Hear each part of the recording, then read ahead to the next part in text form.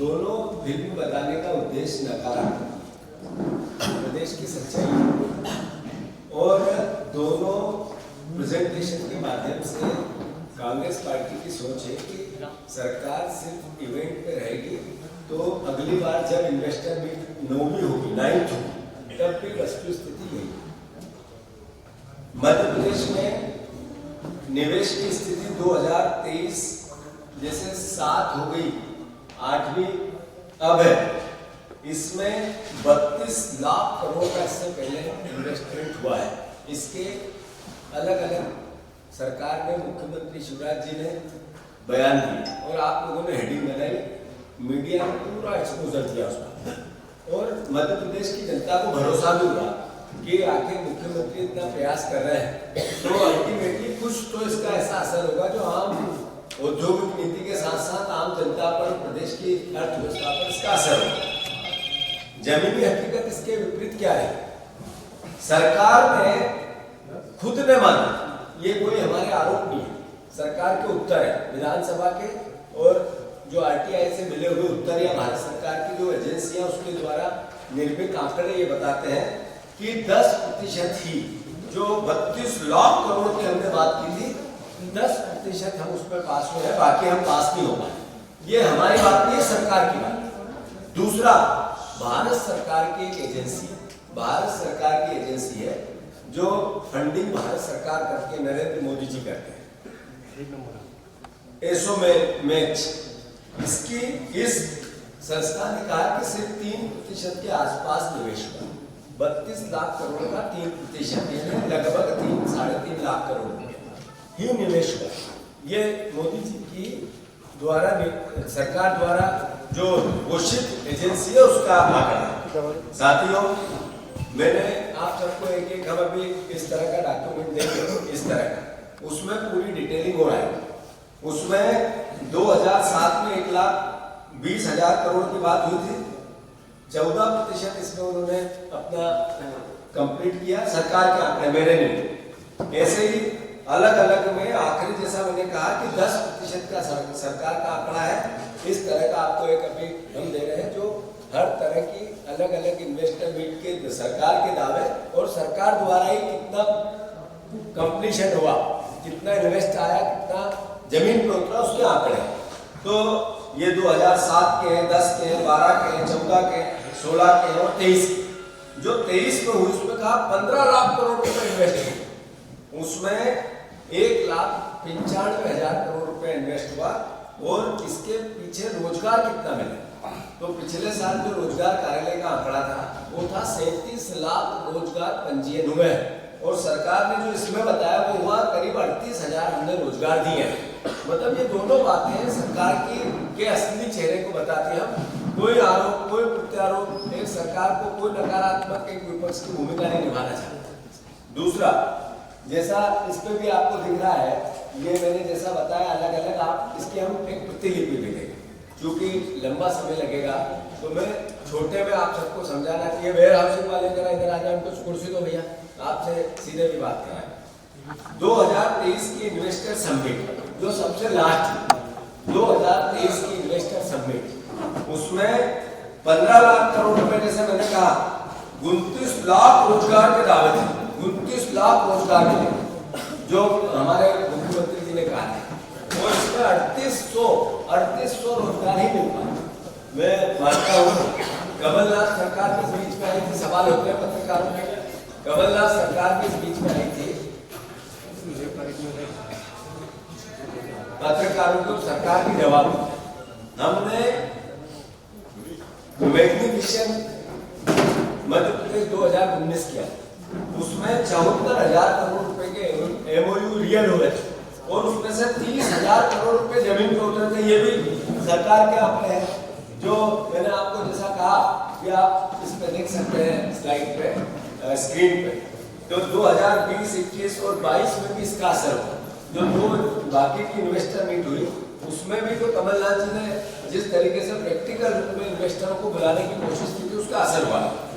साथियों, एक बात और है, आदरणीय अभी मोहन यादव जी जापान जाके, फिर उससे पहले वो लंदन भी गए थे, शिवराज जी भी इसके पहले 60-70 देश घुमाया 20 साल, और उसका उद्देश्य सिर्फ एक था कि हम बाहर के इन्वेस्टरों को आकर्षित करने जा रहे हैं।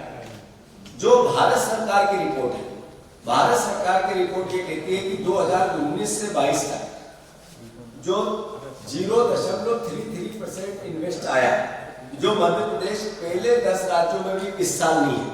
मतलब जहां महाराष्ट्र में 27.87% बाहर का इन्वेस्ट आया, विदेशी निवेश हुआ, मध्य प्रदेश में 0.33% हुआ।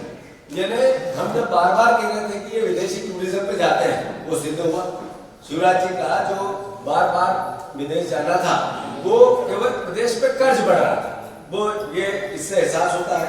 मैं आप सबसे आग्रह करना चाहता हूँ कि जैसा मैंने कहा कि 2022, 23, 24 और 24-25 इस विदेशी निवेश को लेकर जब मोहन यादव भी अभी घूम के आए हैं, इन्होंने जीरो, नाम ही नहीं है, विदेशी निवेश ही नहीं आया मध्य प्रदेश में।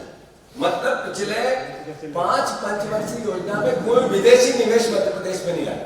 ये भारत सरकार के आंकड़े हैं, हमारे नहीं है, कोई आरोप भी नहीं है। मैं आप सबसे आग्रह करता हूं इस बात का, ये सब फैक्ट है, और इन कहां की कौन कौन सी एजेंसी से हमने ये पूरी क्रिया की है, उसका भी हम विस्तार रूप से आपको सोशल मीडिया के माध्यम से या उससे विस्तारित रूप से देंगे।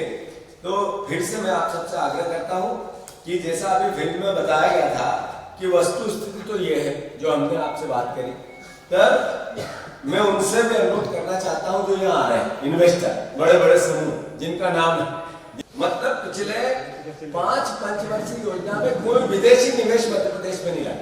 ये भारत सरकार के आंकड़े हैं, हमारे नहीं है, कोई आरोप भी नहीं है।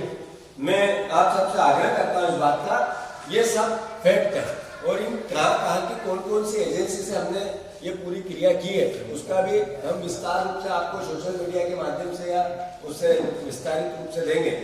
तो फिर से मैं आप सबसे आग्रह करता हूं कि जैसा अभी फिल्म में बताया गया था कि वस्तु स्थिति तो ये है जो हमने आपसे बात करी, तब मैं उनसे भी अनुरोध करना चाहता हूं जो यहाँ आ रहे हैं इन्वेस्टर, बड़े बड़े समूह जिनका नाम है, जिनकी बड़ी बड़ी संपत्तियां हैं, जो देश के बड़े बड़े उद्योगपति हैं।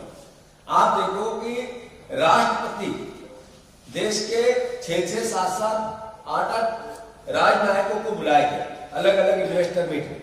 उन इन्वेस्टर मीट में भी विदेशी निवेश जीरो। ये क्या मैसेज देता है कि सिर्फ इवेंट थी, वो केवल अपना नाम बढ़ाने की प्रक्रिया का हिस्सा था। मैं आप सबसे आग्रह करता हूं कि 2 देशों के राष्ट्रपति, 8 देशों के 35 मंत्री, 35 देशों के दूतावासों से प्रतिनिधि आए थे, विदेशी रोड शो हुए, प्रदर्शनियां। शिवराज जी आपको पता अमेरिका में रोड शो कराया और कहा था अमेरिका से अच्छी सड़कें हैं मध्य प्रदेश की, याद होगा आप लोगों को, इसी में गए थे। तो 300 करोड़ रुपए के आसपास हर इन्वेस्टर मीट में ये खर्च करते हैं, लगभग 300 करोड़ रुपए। और जो ग्लोबल इन्वेस्टर मीट होती है उसमें एवरेज 1000 करोड़ रुपए के आसपास, 1500 करोड़ का इस बार का भी बजट बता है, करेंगे 2000, पर हम मिनिमाइज करते हैं तो 1000 करोड़ रुपया हर इन्वेस्टर मीट पे खर्च होता है, ग्लोबल इन्वेस्टर। तो अल्टीमेटली इसका हमें मिलता है। मैं फिर से आप सबके माध्यम से एक चिट्ठी लिख रहा हूं आदरणीय नेता प्रतिपक्ष भी और कांग्रेस पार्टी कि जो इन्वेस्टरों को आकर्षित करने के लिए जो जरूरतें होती है उसके लिए मध्य प्रदेश सरकार क्या मुफीद है। शिवराज जी ने कहा था मैं एक कल खिड़की लेके आऊंगा, कोई भी आप आवेदन करो, 15 दिन में आपको सारी परमिशन मिलेगी, नहीं मिलेगी तो कारण मिलेगा, और फिर उसके हम सॉल्यूशन। याद है आपको एक कल खिड़की नहीं, पर मोहन यादव जी को मैं धन्यवाद देता हूं कि उन्होंने एक कल खिड़की खोली। उन्होंने अभी बीच के सारे जितने भी छोटे छोटे इधर लीकेज थे वो बंद कर और कहा 5वीं मंजिल पे आप और जो पैसे दे सकते हो, जो लेन देन की बात कर सकते हो कर लो, और एक ही बार में मैं आपको परमिशन दे दूं। तो ये एक तरह से मैं समझता हूँ कि नया चेहरा मध्य प्रदेश का आया है।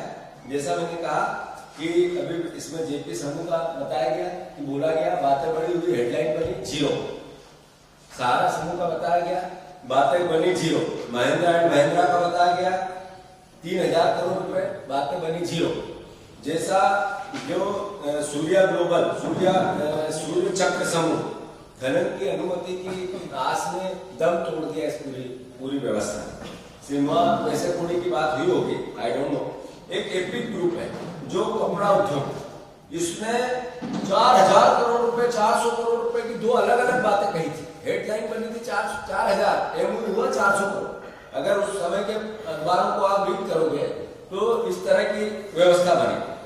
आज तक कोई अपडेट नहीं है, आज तक कोई अपडेट नहीं। ये कपड़े का उद्योग और बहुत बड़ा समूह है। मैं अनिल अंबानी जी का बताया गया डिफेंस में हम इन्वेस्ट करेंगे, केवल जमीन लेना है फ्री फंड की, और कई साल तक उसको एंगेज करके रखना है। हमने कई सवाल उठाए थे इसमें कि रिलायंस को फ्री में जमीन दे दी, अनिल अंबानी को दे दी, कई प्रश्नों के उत्तर थे। वैसे ही नेटक्लिक ये सॉल्यूशन के नाम से कंपनी थी, उसमें भी यही हालात थे। जैसा मैं आखिरी में बताया गया 92 परियोजनाएं चालू, 1726 कुछ आगे बढ़ी नहीं, और 537 रिजेक्ट कर दिए। मतलब पहले 537 और 1000 में 2200 प्रोजेक्टों पर एमओयू बताया गया, सिग्नेचर बताया गया, हेडलाइन बनाई गई, 15 लाख करोड़ आएंगे, 32 लाख करोड़ आएंगे, 3 लाख रोजगार आएंगे, इस तरह की बातें की गई। और यहाँ पर फिर सरकार का ही आंकड़ा ये कि ये स्थिति है, वस्तु स्थिति है। प्रश्न का उत्तर है विधानसभा, मेरे प्रश्न के उत्तर में ये सरकार ने कहा है। तो मैं समझता हूँ ये स्थिति है। मैं आप सबको इन्फोसिस जैसी इतनी बड़ी नामी कंपनी में सभी जमीन लेनी पड़ी, उनने भी हाथ खींच लिए, उनका भी बहुत बड़ी हेडिंग बनी थी। टीसीएस जो इंदौर में जिसके लिए जमीन दी गई थी, उनको भी लीज शर्तों के उल्लंघन के चलते जमीन खाली करानी पड़ी।